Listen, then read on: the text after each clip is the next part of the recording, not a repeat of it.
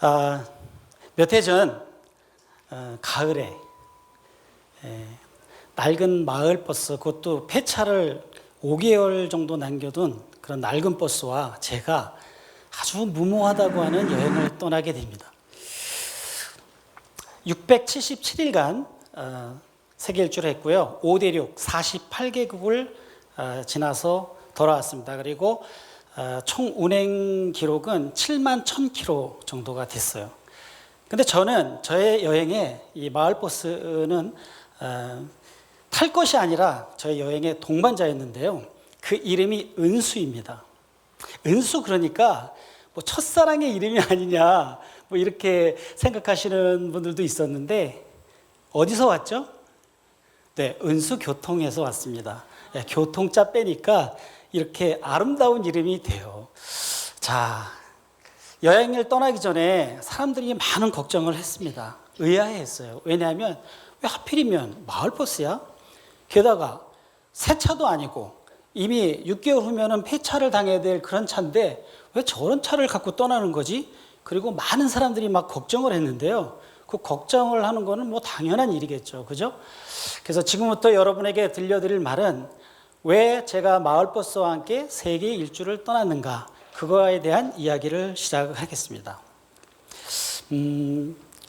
제가 나이 50이 됐을 때 저는 아주 중요한 결정을 하게 됐습니다. 뭐냐면 그때까지 제가 하던 일을 그만두고 새로운 길을 걷고자 했습니다. 그 새로운 길은 그동안 제가 이렇게 가슴에 꼭 묻어두고 죽기 전에는 꼭 해야 되겠다 하는 그것이었는데, 그것이 바로 여행 작가의 길이었습니다. 그런데 말이죠, 제가 그때까지 무역업에 종사를 했는데 사람들이 그래요. 해보지도 않은 일을 왜 가느냐. 그리고 무역업을 하면서 이 수입이 좀 짭짤했거든요. 그래서 제가 결혼할 때는 굉장히 가난했는데 어느덧 재산도 모으고 가난했던 시절을 벗어났을 뿐만이 아니라 아이들도 잘 키워서 다 이제 사회에 이렇게 진출을 시키고 그랬습니다. 그런 시점에서 제가 여행 작가, 전혀 해온 일과 다른 길을 걷는다고 하니까 사람들이 저를 막 만류하기 시작을 하는 거예요. 야, 아직도 돈을 벌어다 주는 그 직업을 왜 나이 50에 그만두는 거야? 그리고 너 여행 작가 하기에는 네가 부족한 게 많아. 게다가 제일 너는 나이가 너무 많어. 나이가 많다는 거예요. 내 친구는 대학 졸업하고 여행 작가를 시작을 했는데 이제 와서 여행 작가를 그만하고 다른 길을 찾으려고 해. 그런데 다른 사람들은 다 그만두려고 하는데 너는 왜 시작을 하려고 그러는 거야? 저를 굉장히 만류를 하는 거예요. 하지만 다행히도 저희 가족들은 저의 새로운 도전에 대해서 열렬한 지원자가 됐다는 게 천만다행이었던 거죠. 그래서 저는 가감하게 나이 50에 하던 일을 접고 여행 작가의 선언을 딱 했습니다. 그러나 현실과 이상은 달라요. 제가 여행 작가가 돼서 글을 써가지고 매체에 보내면 아무도 돈을 주고 사려고 하지 않습니다. 그냥 백수가 된 거죠. 2년 동안 그냥 백수가 되었는데 그 2년 동안은요, 지금 지나고 보니까 그 당시 굉장히 한심하고 굉장히 한숨만 나왔는데 지금 와서 생각을 해보니 내 인생에 있어서 가장 중요한 시기를 보낸 것 같습니다. 이렇게 백수 생활을 보내고 있는 도중에 제가 어느 날 운명적인 만남을 하게 됩니다. 네. 저 마을버스가 어제는 저 올라갔는데 오늘은 못 올라가네요. 네, 이게 마을버스예요. 네. 어느 날 제가 뒷동산을 올라갔다 내려오다가 언덕 위에서 이렇게 쉬고 있었는데 저 언덕 밑에서 마을버스 한 대가 올라오기 시작을 합니다. 검은 연기를 뻑뻑 막 뿜으면서 섰다가 갈 때는요, 얼마나 힘이 드는지 막 굉음을 내요. 여러분 다 경험하셨죠? 네, 그런 마을버스를 보게 됩니다. 근데 그런 마을버스를 보면서 갑자기 이런 생각이 들어요. 야, 저 마을버스에게도 꿈이 있을까? 그러니까 왜 그런 생각이 났는지 모르겠어요. 네, 꿈이 있을까? 저 마을버스는 태어나고 주어진 길만 뱅글뱅글 10년을 돕니다. 게다가 한 번도 자기가 원하는 곳에서 설 수가 없어요. 그렇죠, 여러분? 갑자기 이런 생각이 드는 거예요. 야, 저 마을버스는 다람쥐 쳇바퀴와 같은 인생을 살면서 재미가 하나도 없을 거야. 저 인생도 참 딱해. 나보다 더 딱한 놈이 있네. 이런 생각을 하고 있었습니다. 그런데 그 딱한 생각은 저뿐만이 아니라 어떻게 보면 이 시대를 살아온 내 또래 모든 사람의 인생과 닮아 있는 것 같습니다. 그 마을버스가 올라와가지고 제 옆에 딱 섰어요. 제가 물어봤습니다. 상상한 거예요. 상상. 야, 너 꿈 있냐? 꿈이 뭔데? 꿈도 몰라. 아니, 너 폐차되기 전까지 꼭 한번 해보고 싶은 거 없어? 그랬더니 하나 있긴 있어. 근데 뭔데? 고속도로 한번 달려보고 죽는 게 내 소원이야. 고속도로 한번 달려보는 게 겨우 꿈인 거예요. 그때 이런 생각이 갑자기 들었습니다. 그래? 야, 너 인생과 내 인생이 닮아있고 네 소원이 고속도로 한번 달려보는 거라면 그럼 너 나하고 함께 한번 세계 일주 해보자. 그래서 세계의 모든 고속도로를 한번 달려보는 거야. 이렇게 해서 마을버스와 세계 일주라고 하는 그러한 여행 컨셉이 쓴 겁니다. 자, 이 마을버스를 만나고 나서요, 그동안 제가 2년 동안 백수 생활을 했는데 왜 백수 생활을 했는지가 드러났어요. 왜? 제가 어떤 여행작가가 될 것인가에 대한 컨셉이 없었기 때문입니다. 그런데 이 마을버스를 보는 그 순간에 저는 이런 생각을 한 거예요. 그래, 나는 여행지를 다니면서 사진을 찍고 여행지를 소개하는 그런 정보성 여행작가가 아니라 여행 중에서 만난 사람들과의 이야기를 내가 살아온 인생과 버무려서 그것을 사람들에게 위안을 주고 그 사람들의 소외된 마음을 채워주는, 용기를 주는 그런 메시지를 전해주는 그런 여행 작가가 되자 하고 저의 컨셉이 딱 쓴 겁니다. 인생을 전달하는 여행 작가. 이것이 저의 컨셉이 된 거예요. 이런 컨셉이 서는 그 순간에 그동안 저에게 있었던 단점이 대부분이 장점으로 돌아서기 시작합니다. 그 중에서 가장 큰 게 너는 나이가 너무 많기 때문에 이제 안 돼. 이게 인생이라는 걸 넣어버리니까 나이가 있는 게 너무도 큰 장점으로 다가온 거죠. 게다가 우리가 평소에 보았던 소외받고 하찮고 뭐 쓸모없이 보였던 그 모든 것들이 다 쓸모있는 이야기의 소재로 드러났던 것입니다. 그래서 이제 여행 준비를 하는데요. 저 3년간 아주 열심히 여행 준비를 했습니다. 여행 준비를 하는데 그 시간이 또 되돌아보니까 가장 행복했던 시간이에요. 그래서 3년 동안 열심히 준비를 하고 자, 이제 마을버스 하나만 구하면 우리는 이제 여행을 떠날 수 있어. 이렇게 생각을 하고 저는 인터넷에 들어가 가지고요. 중고 마을버스 이렇게 치면은 그 판매하는 그 차들이 주르륵 뜰 줄 알았는데 단 한 대도 없어요. 알고 봤더니 이 마을버스는요 10년 동안 주어진 길에서 뱅글뱅글 일을 해요. 밤낮으로 일을 하기 때문에 너무 많은 일을 하게 됩니다. 그래서 10년이 되면은요 한 9년쯤 되면 수출업자들이 와가지고 미리 돈을 주고 그걸 사요. 그래서 그 속에서 부속을 빼내고 이렇게 해체를 하려고 그러면 이제 폐차를 시키고 그래도 힘이 좀 남았다 그러면 동남아 이런 데로 이제 수출을 해가지고 거기서 돌아다니다가 인생을 마치는 거예요. 그러니까 저에게 돌아올 게 없죠. 그래서 그때부터 저는 마을버스, 중고 낡은 마을버스를 사기 위해서 발품을 팔아야 했습니다. 사실 이거 은수한테는 저 마을버스 이름이 은수예요. 은수한테는 좀 비밀인데 제가 은수를 만나기 전에 옥수를 먼저 만났습니다. 네, 옥수교토. 예. 근데 너무 연로하신 거예요. 이미 52만 킬로를 뛰었어요. 그러다가 산동네만 다녀가지고 그냥 이 관절이 안 좋으셨고 그래서 막 고민을 하는데 그때 또 약수한테 연락이 왔어요. 그래서 약수를 또 이렇게 만났죠. 마찬가지예요. 약수동이나 옥수동이나 뭐 거기가 거기예요. 아무리 연상이 대세지만 제가 이렇게 연로하신 분하고 여행 떠나는 너무 고민이 되는 거예요. 그 와중에 또 수색에서 왔는데 그 뭐 수색교통 이름이 좀 그래가지고 제가 안 만났어요. 그거는 그러던 중에 은수교통에서 연락이 왔습니다. 우리 그 차 6개월 정도 아직 운행을 남겨놓고 남겨놓은 게 있는데 네가 원하면 내가 이 차를 너에게 주마. 와라. 사장님이 그러신 거예요. 얼마 전에 제가 사장님을 엄청 설득을 했거든요. 그랬더니 그걸 들어주신 거예요. 그래서 은수를 만나러 갔는데 은수는 옥수와 약수에 비해서 너무 젊은 거예요. 서울대병원을 나와가지고 보령약국, 세운상가, 종로가, 창경구 이렇게 뱅글뱅글 도는 그러한 셔틀버스예요. 그러니까 고바위가 없어요. 그래서 아주 관절도 튼튼하시고 젊고, 게다가 제일 좋았던 건 뭐냐면은 운행 게이지를 보니까 20만 6천 킬로뿐이 안 뛰었어요. 약수와 옥수는 50만 킬로 정도 뛰었거든요. 그래서 젊은 사람이 좋잖아요. 그래가지고 제가 딱 선택을 했습니다. 근데 여러분, 호적 세탁은 사람만 하는 게 아니에요.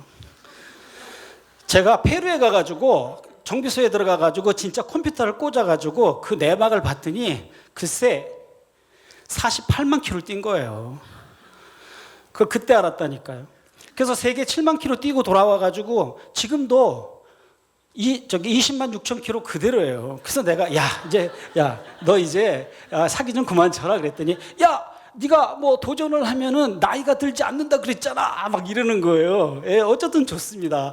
그렇게 해서 이 마을버스 은서와 함께 이제 세계 일주를 떠나게 됐습니다. 여러분 재미있으세요? 근데 사기는 여기서 끝난 게 아니에요. 이 마을버스는 60km 이상 시속 60km 이상 달리지 못해요. 왜냐하면 시속 60km가 달리면 시내에서는 과속딱지가 날라옵니다. 그래서 아예 출고시부터 이 마을버스 회사의 사장님은 그런 장치를 갖다가 해버렸어요. 너는 아무리 악셀레터를 밟아도 시속 60km 이상은 절대 나갈 수 없어. 딱지 안 띄려고.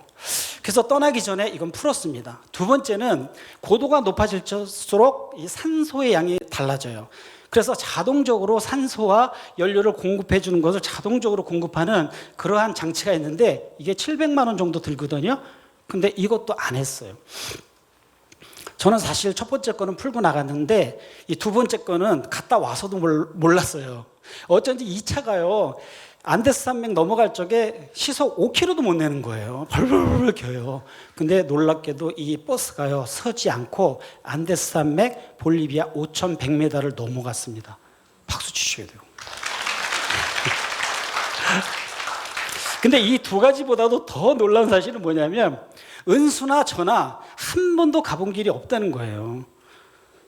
경험해 본 게 없는 새로운 길을 가는 겁니다. 지구는 둥그니까 그냥 앞으로만 쭉 가면 우리나라에 오잖아요. 그래서 되돌아올 기회가 없는 한쪽으로만 가는 여행 내내 새로운 경험만을 하게 되는 그러한 여행을 떠나게 되었습니다. 자, 무식하면 용감하다고요. 우리 아무것도 모르고 경험 본 것도 없고 둘이서 이제 여행을 시작하게 되었습니다. 이제 여행을 시작하면서 이제 수많은 일들이 벌어지잖아요. 시련들이 많이 왔습니다. 그러나 그러한 시련을 극복하는 것, 그것 자체가 저의 여행 작가로서의 목적이었기 때문에 고장이 나면 더 신이 나는 거예요.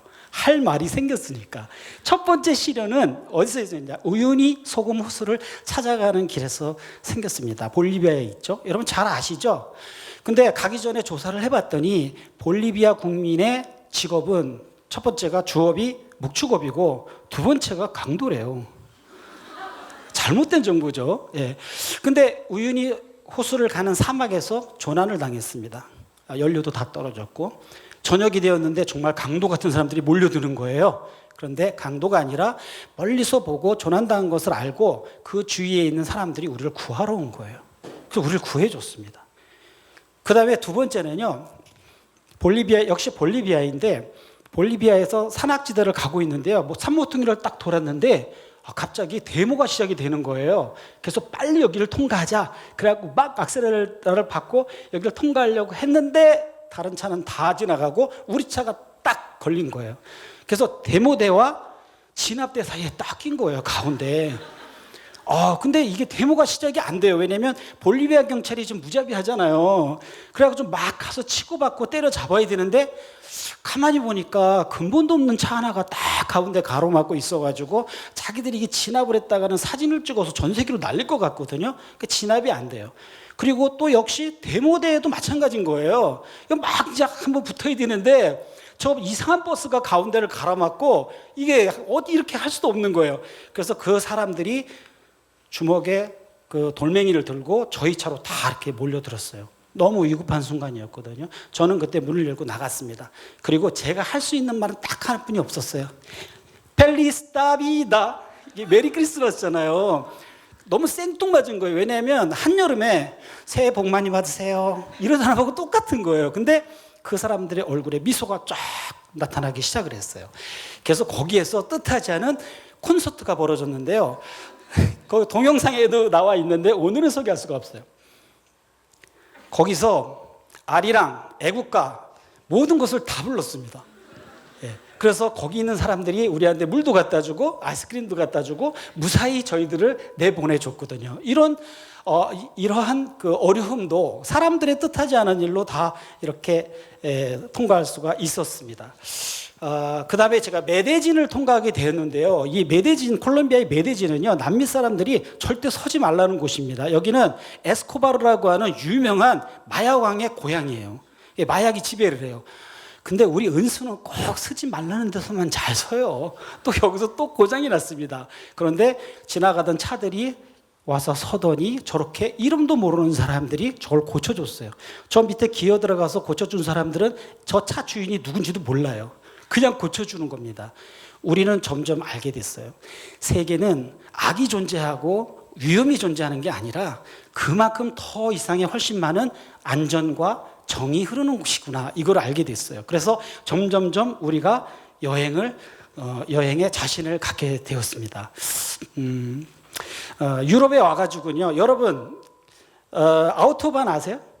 아우토반, 독일의 아우토반은 무제한 고속도로잖아요. 우리가 자신감을 얼마나 가졌는지 이 아우토반의 역사를 새로 썼어요. 시속 30km로 당당하게 아우토반을 통과했습니다. 지나가는 사람들이 다 이렇게 엄지손가락 하고요.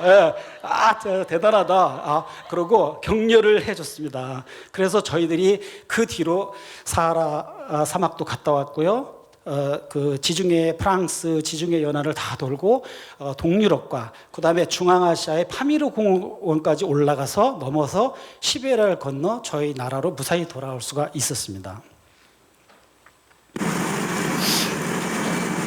아니 이렇게 좋은 차들이 인수한테 추월을 나간다는 거니까 이건 뭐 시인의 불세나 이런 건 아니야.